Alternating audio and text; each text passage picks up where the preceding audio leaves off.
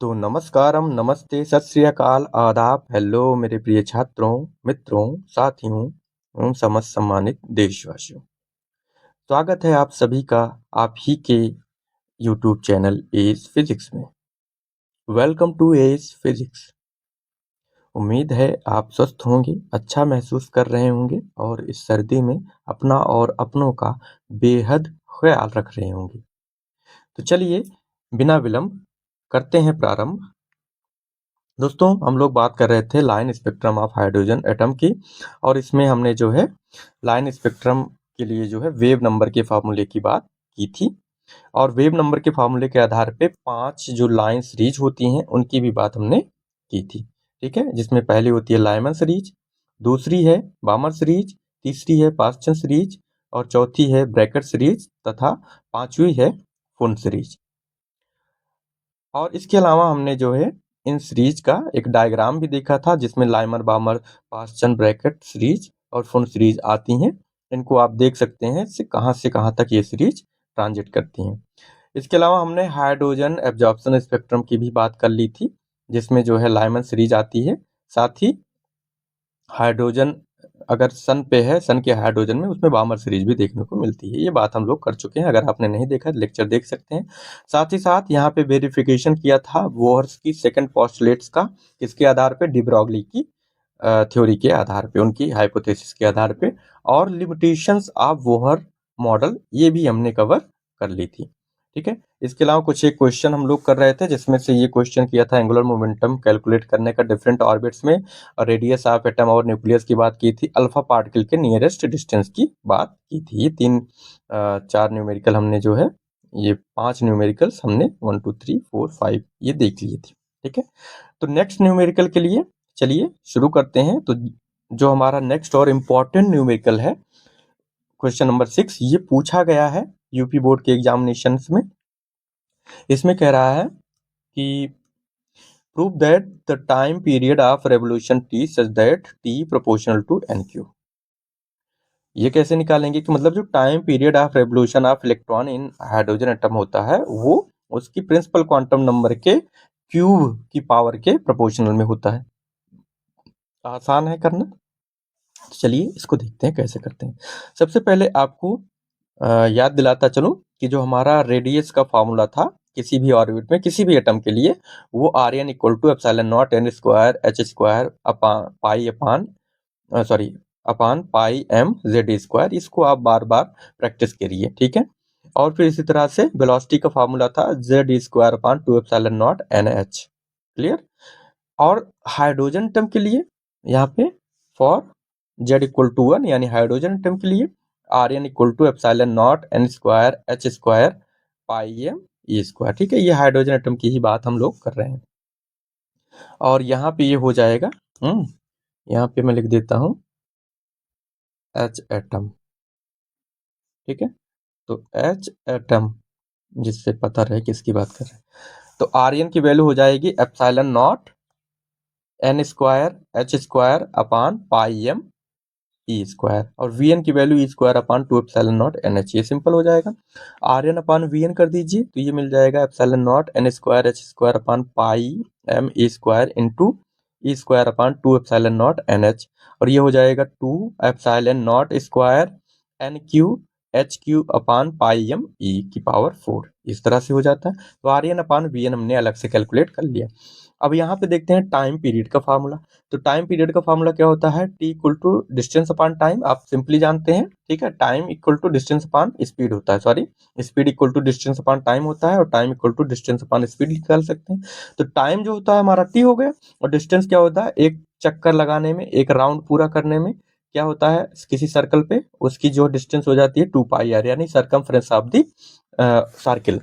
और उसकी स्पीड जो है वी एन, ये पहले से हमें मालूम है, यहाँ पे रख दिया। तो ये r n upon v n value जो अभी हमने कैलकुलेट की थी वो यहाँ पे रख दीजिए, और ये कुल मिलाकर आता है, पाई से पाई कट जाएगा, यहाँ से 2, ये 4 epsilon not n Q h square upon m ई की पावर 4, ये 4 epsilon not square N Q H cube m upon m ई की पावर 4 ये हो जाता है।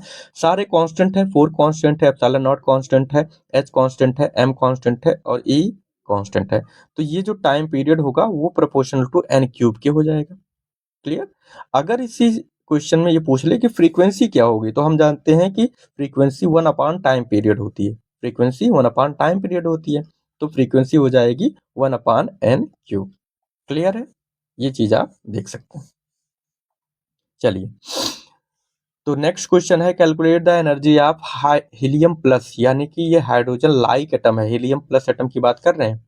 ठीक है, हाइड्रोजन लाइक एटम है, इसकी जो है एनर्जी कैलकुलेट करनी है। तो हाइड्रोजन लाइक एटम के लिए फार्मूला हमने देखा था, En equal to -13.6 Z² electron volt. यहाँ पे He+ की वैल्यू जो है इसके लिए Z इक्वल टू 2 रखेंगे, तो ये आ जाएगा 2² यानी -54.4 इलेक्ट्रॉन वोल्ट। और फर्स्ट या ग्राउंड स्टेट के लिए हम देख सकते हैं कि En इक्वल टू -13.6 इंटू 2²/1², ये -54.4 इलेक्ट्रॉन वोल्ट, ये इसकी ग्राउंड स्टेट होगी। और फर्स्ट एक्साइटेड स्टेट के लिए हम देख सकते हैं कि ये आएगा -13.6 इलेक्ट्रॉन वोल्ट। ठीक है, जो कि हाइड्रोजन एटम की ग्राउंड स्टेट थी, लेकिन हीलियम एटम में यही जो है इसकी फर्स्ट एक्साइटेड स्टेट है, ये आप यहाँ पे देख सकते हैं। ठीक है, ग्राउंड स्टेट हाइड्रोजन एटम की और फर्स्ट एक्साइटेड स्टेट जो है वो यहाँ पे हाइड्रोजन एटम की। क्लियर है? चलिए, इसी तरह का एक और क्वेश्चन देखते हैं, ये भी आसान है, लेकिन ये हमने हाइड्रोजन लाइक एटम, ये लिथियम को लिया है। लिथियम इंपॉर्टेंट जो है एलिमेंट है, तो लिथियम के लिए Z इक्वल टू 3 रख देते हैं। और Z इक्वल टू 3 रखने पे यहाँ पे जो आता है वो आता है formula En equal to -13.6 into 3²/n²। और इसकी फर्स्ट एक्साइटेड स्टेट या ग्राउंड स्टेट देखते हैं, तो वो -13.6 इंटू 3² और ये हो जाता है -122.4 इलेक्ट्रॉन वोल्ट। और साथ ही साथ हम सेकंड स्टेट और फर्स्ट एक्साइटेड स्टेट देख रहे हैं, तो ये ET equal to -13.6 into 3² equal to -122.4 हो जाता है। और ये E2 equal to 13.6 electron volt हो जाता है। All good? ओके, तो चलिए, ये लास्ट स्लाइड है और इसमें कुछ क्वेश्चंस है और बहुत ही छोटे छोटे क्वेश्चंस है, इनको भी देख लेते हैं और फिर ये हमारा चैप्टर कंप्लीट हो जाएगा। चलिए, क्वेश्चन है कि the force between alpha particle and nucleus, alpha particle और न्यूक्लियस के बीच में ये पूछा गया क्वेश्चन है, कौन सा फोर्स लगता है, तो आप लिखेंगे coulombic force, electrostatic force, repulsive force, या कूलाम्बिक फोर्स में रिपल्सिव फोर्स लगता है, या इसको इलेक्ट्रोमैग्नेटिक फोर्स भी कह सकते हैं। ये ऑप्शंस में आपको चूज करना है, बेस्ट क्या होगा, इलेक्ट्रोस्टैटिक फोर्स। ठीक है, और ये क्वेश्चन है कि difference between angular momentum of two successive orbit of hydrogen atom, hydrogen atom में दो सक्सेसिव ऑर्बिट हैं, उनके बीच का एंगुलर मोमेंटम क्या होगा। तो ये आप देख सकते हैं कि Ln इक्वल टू NH/2π और Ln+1 इक्वल टू N+1H/2π। तो कुछ करना नहीं है, ये हायर में से N+1 से N जो है ये माइनस कर देना है, तो ये Ln+1 माइनस Ln, और ये हो जाएगा N+1H/2π, यहाँ से NH/2π कट जाएगा, कैंसिल आउट हो जाएगा, और ये बचेगा H/2π। तो डेल्टा L की वैल्यू हो गई H/2π। ठीक है, इसे हम H कट भी कहते हैं, H बार भी कहते हैं, H क्रॉस भी कहते हैं। इसे रिड्यूस्ड प्लैंक कांस्टेंट कहा जाता है, या इसको कुछ लोग जो है इसको डिराक कांस्टेंट भी कहते हैं। ठीक है, ये बात आप जानते हैं। और नेक्स्ट क्वेश्चन है क्वेश्चन नंबर 12 कि an electron changes its position from orbit n equal to 2 to the 4, 2 से 4 में जा रहा है, यानी कि ये एब्जॉर्ब करेगा। If r is the Rydberg constant the wavelength associated with it, तो अगर कौन सी फोटोन की वेवलेंथ होगी जो ये एब्जॉर्ब करेगा अगर 2 से 4 में जाएगा, जिसको देखते हैं 1/λ equal to r 1/ni² minus nf², और यहाँ पे ये हो जाएगा r 1/2 का स्क्वायर माइनस 1/4 का। देखिए यहाँ पे फार्मूला चेंज है क्योंकि ये एब्जॉर्प्शन की बात हो रही है। ठीक है, तो यहाँ पे हम लिख देंगे r 1/4 माइनस 1/16, और ये जो है r 4 - 1, यानी कि 1/r की वैल्यू 3r/16, और ये लैम्डा इक्वल टू 16/3 r हो जाएगा। साथ ही एक चीज और देख सकते हैं, क्योंकि ये क्या होता है 16/3 और 1/r की वैल्यू 916 एंगस्ट्रॉम होती है। ठीक है, तो ये इतना एंगस्ट्रॉम आएगा। All good.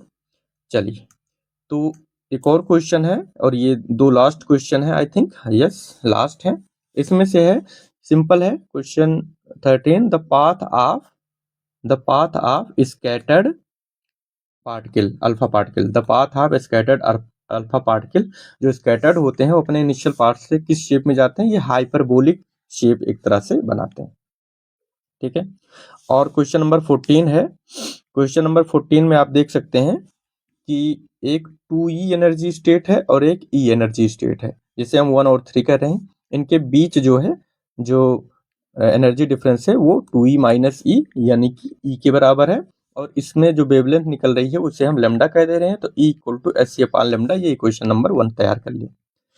दूसरा क्वेश्चन कह रहा है कि एक और बीच की स्टेट है जिसे हम 2 कर रहे हैं, जिसकी एनर्जी 4e अपान 3 है, और यहाँ से एक ग्राउंड स्टेट में यानी एनर्जी स्टेट E में एक फोटॉन जा रहा है, तो इसकी वेवलेंथ क्या होगी? तो इसके लिए हम E2 माइनस E3 निकाल लेंगे, और ये 4e माइनस ई हो जाएगा यानी E अपान 3, और ये जो है एस सी अपान लेमडा 1 हो जाएगा। तो E की वैल्यू आप एस सी अपान लेमडा रख देंगे, तो यहाँ से E अपान 3 करके ये कैंसिल आउट हो जाएंगे, और एस सी अपान लेमडा 1 ये इक्वल टू 3 बचेगा। तो lambda 1 upon lambda equal to 3 यानी लेमडा 1 इक्वल टू 3 लेमडा। ठीक है, तो इसी के साथ यहाँ पे बाकी और भी न्यूमेरिकल्स की आप प्रैक्टिस करती रहिए। इसी के साथ हम यहाँ पे ये चैप्टर को जो है एंड करते हैं, विदा लेते हैं इस चैप्टर से। मिलते हैं अगले चैप्टर में, तब तक के लिए आप पूरा चैप्टर रिवाइज कीजिए। अगर आपने वीडियोज नहीं देखे हैं तो इस चैनल की प्लेलिस्ट में आपको सारे वीडियोज इस चैप्टर के और इसके पहले वाले चैप्टर यानी wave nature of light and matter के वीडियोज भी मिल जाएंगे। ठीक है, तो ये 2 चैप्टर हमने कंप्लीट कर लिए हैं। आप अपने सुझाव दीजिए अगर आपको वीडियो अच्छा लग रहा हो, जिससे कि हम आगे और चैप्टर्स पे काम कर सकें। ठीक है, तो चलिए फिर मिलते हैं अगले लेक्चर में, अगले चैप्टर में। तब तक के लिए अपना ख्याल रखिए, अपनों का ख्याल रखिए, खुश रहिए, स्वस्थ रहिए, व्यस्त रहिए, मस्त रहिए। नमस्कार, जय हिंद, वंदे मातरम।